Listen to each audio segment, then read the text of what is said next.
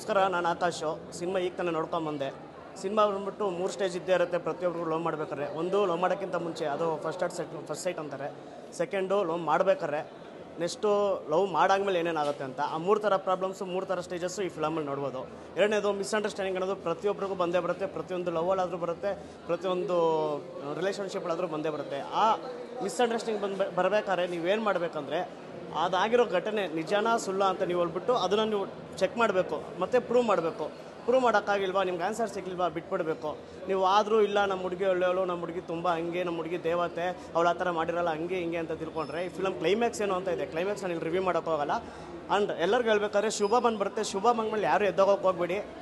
ಶುಭ ಮಂಗ್ಮೇಲೆ cinema ಇನ್ನೂ ಒಂದು 5 ನಿಮಿಷ ತೋರಿಸ್ತಾರೆ. ಅದು ನಿಜವಾದ ಸಿನಿಮಾ ಏನು ಅಂತ ಅಲ್ಲಿ ಗೊತ್ತಾಗುತ್ತೆ. ನನ್ನ ಪ್ರಕಾರ ಹೇಳ್ಬೇಕಾದ್ರೆ ಹುಡುಗರು ಸಾಧ್ಯ ಅಲ್ಲ, ಹುಡುಗಿರು ಸಾಧ್ಯ ಅಲ್ಲ. ಪ್ರತಿಯೊಬ್ಬರು ಅವ್ರವ್ರ ಮೈಂಡ್ ಸೆಟ್ಟಲ್ಲಿ ಅವ್ರು ಬದುಕ್ತಿದ್ದಾರೆ ಜೀವನದಲ್ಲಿ.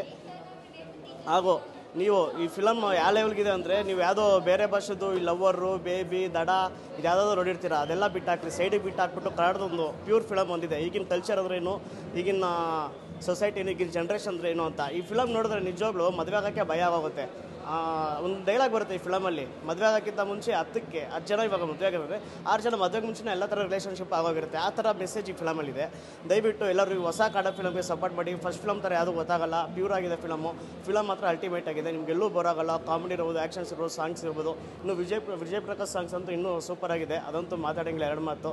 ಅದಂತೂ ಮಸ್ತಾಗಿದೆ. ಮತ್ತು ಅಚ್ಯುತ್ ಸರ್ ಆ್ಯಕ್ಟಿಂಗ್ ಇರ್ಬೋದು, ಯೋಗರಾಜ್ ಭಟ್ ಆ್ಯಕ್ಟಿಂಗ್ ಇರ್ಬೋದು, ಮತ್ತು ನಮ್ಮ ಬ್ರೋ ತಂದಾನಿ ತಾನ ಬ್ರೋ ಅವ್ರ ಆ್ಯಕ್ಟಿಂಗ್ ಅಂತೂ ಮಸ್ತಾಗಿದೆ. ದಯವಿಟ್ಟು ಎಲ್ಲರೂ ಪ್ರತಿಯೊಬ್ಬರು ಈ ಫಿಲಮ್ಗೆ ಬಂದು ಸಪೋರ್ಟ್ ಮಾಡಿ ಹೇಳ್ತಾರೆ. ನಾನು ಆಡಿಯನ್ಸ್ ಆಗಿ ಒಂದು ಹೇಳ್ತಾ ಇರೋದು, ಅವ್ರ ಫ್ರೆಂಡ್ ಆಗಲಿ, ಅವರ ತುಂಬ ಕ್ಲೋಸ್ ಅಂತ ಹೇಳ್ಬಿಟ್ಟು ನಾನು ಹೇಳ್ತಾ ಇಲ್ಲ. ಈ ಸಿನಿಮಾ ಮಾತ್ರ ನಿಜವಾಗ್ಲೂ ಚೆನ್ನಾಗಿದೆ, ಪ್ರತಿಯೊಬ್ಬರಿಗೂ ಟಚ್ ಆಗಿದೆ. ಈಗಿನ ಜನ್ರೇಷನ್ ಅವರು ದಯವಿಟ್ಟು ಓಡ್ ಬಂದ್ಬಿಟ್ಟು ಈ ಫಿಲಮ್ ನೋಡಿ. ನೀವು ಲವ್ ಮಾಡೋಕ್ಕಿಂತ ಇಲ್ಲ ಲವ್ವಲ್ಲಿ ಇದ್ರೆ, ಇಲ್ಲ ಲವ್ ಬ್ರೇಕಪ್ ಆಗಿದೆಯಾ, 3 ಜನಕ್ಕೂ ಇಷ್ಟ ಆಗುತ್ತೆ. ದಯವಿಟ್ಟು ಓಡ್ ಬನ್ನಿ. Thank you. ಇಲ್ಲ ಬಸ್ ಐ ಆಮ್ ಸಿಂಗಲ್, ಮದುವೆ ಬೇಡ.